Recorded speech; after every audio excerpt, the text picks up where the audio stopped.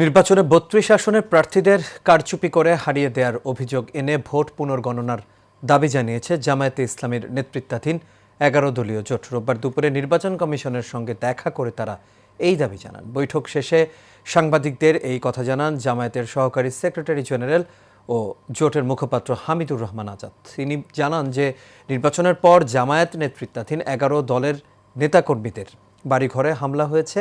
এর প্রতিবাদে আগামীকাল বাইতুল মোকাররম থেকে বিক্ষোভ মিছিল বের করা হবে। বিস্তারিত শেখ সোহাগের রিপোর্টে। দুপুরে নির্বাচন কমিশনে ভোট গ্রহণ গণনা ও ফলাফল ঘোষণায় বিভিন্ন অনিয়মের অভিযোগ জানান ১১ দলীয় জোট। এ সময় ৩২টি আসনে পুনরায় ফল গণনার জন্য আবেদন করা হয়।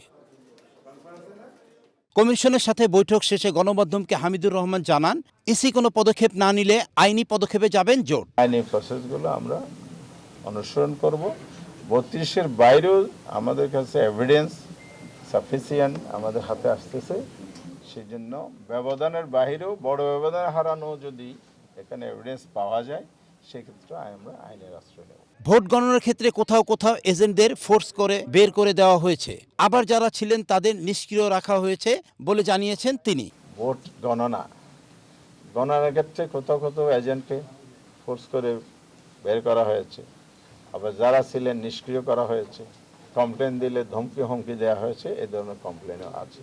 বিভিন্ন জায়গায় সহিংসতার ঘটনার প্রতিবাদে আগামীকাল রাজপথে প্রতিবাদ সভা ও বিক্ষোভ মিছিল করার কথা জানান ১১ দলীয় জোট। এবং আমরা প্রয়োজনীয় ব্যবস্থা যতটুকু কমিশনের ক্ষমতার ভিতরে আছে এটা নেবেন। শেখ সোহাগ, এশিয়ান টেলিভিশন, ঢাকা।